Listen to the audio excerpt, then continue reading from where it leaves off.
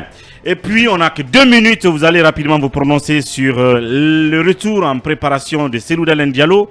Est-ce qu'il vient avec une pile de dossiers, y compris le dossier du FMI, qui l'innocente, et d'autres dossiers ici, pour faire face à la CRIEF. Et puis, le terrain politique. Secondo, comment vous voyez justement la suite de la médiation des religieux dans la crise actuelle? Pour terminer. Bon, écoutez, j'avais espéré qu'on parlerait beaucoup plus d'ailleurs de cette crise politique-là, du dialogue, la crise de l'implication des religieux. On en donne une suite logique de la mission de l'Union africaine, plutôt que de s'attarder sur l'affaire Gawal et son exclusion, qui pour nous est passée, comme ce fut le cas de Bahouri. J'ai d'ailleurs amené un de ses discours, M. Ousmane Gawal Diallo à FIM ici, où il défendait l'exclusion de Bahouri, où il parlait de l'impossibilité de Bahouri de revenir. Alors, je l'invite lui-même à se réécouter et de se résoudre définitivement que sa page est tournée à l'FDG. Bon, maintenant, parlant de la crise qui secoue le pays, nous avons des revendications qui sont connues, on n'a plus besoin de les étaler.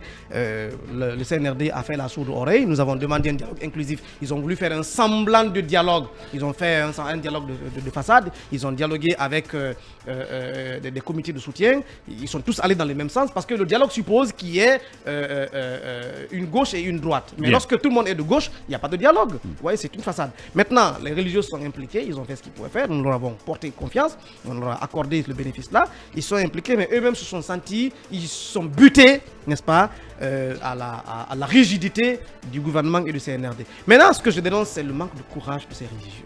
Bien. Ils manquent de courage. À faire quoi? Parce que ce qu'ils vous disent dans les couloirs, ils ne le disent pas publiquement. Or, en tant que religieux, on ne doit pas avoir peur, ni se gêner de dire la vérité à qui que ce soit.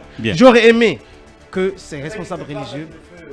Et bien, la meilleure façon d'éviter que le feu prenne la case Guinée, c'est de dire la vérité aux dirigeants en face et de prendre le peuple à témoin. Mais ils ne le font pas, ils manquent de courage. Ils ont une bonne volonté, mais ils manquent de courage.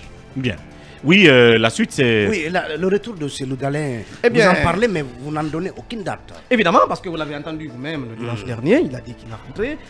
Nous avons le même langage parce que nous sommes en train d'évaluer la situation. En parlant d'évaluation de la situation, nous voulons nous assurer quand même que nos structures sont prêtes à l'accueillir.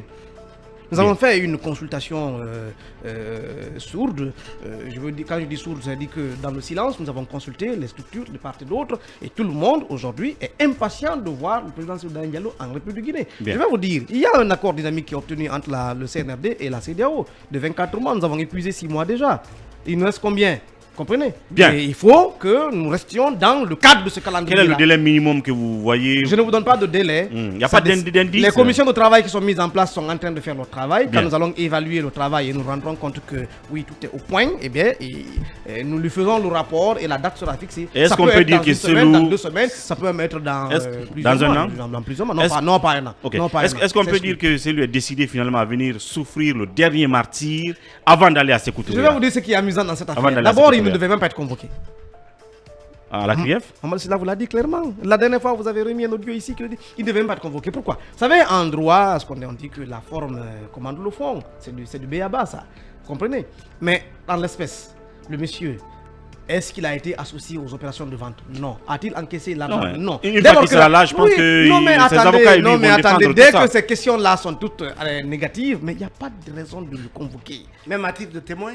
Peut-être à titre de témoin. Bien. Peut-être à titre de témoin, oui. Bien. Parce qu'il a quand même signé la convention de cession. La convention de cession, c'est de dire que moi, ministre de l'administration du territoire, ministre des Transports et je me débarrasse de la gestion de Air Guinée qui relève désormais de la gestion du ministre de l'économie et des finances. Bien. Mais aussi son discours devant l'Assemblée nationale. N'est-ce pas, en mars 2002. Mais le met hors de cause complètement. Bien. Parce qu'il et tout ça, il va les compiler, certainement les présenter. Donc il n'avait pas besoin d'être convoqué en tant que, c'est pas quoi moi. Accusé. Alors, donc il ne vient pas avec une pile de dossiers pour aller se défendre. Bien. Mais il vient en citoyen guinéen, pour préparer politique, la présidentielle. Pour conquérir le pouvoir. Voilà.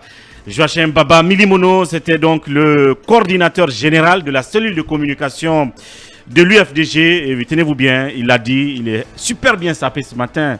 Et il aime bien. Je suis dans la couleur de mon parti, c'est quand même le vert et le blanc. Voilà, félicitations. Comme j'ai dit, nous sommes dans un esprit de régénération. Bien.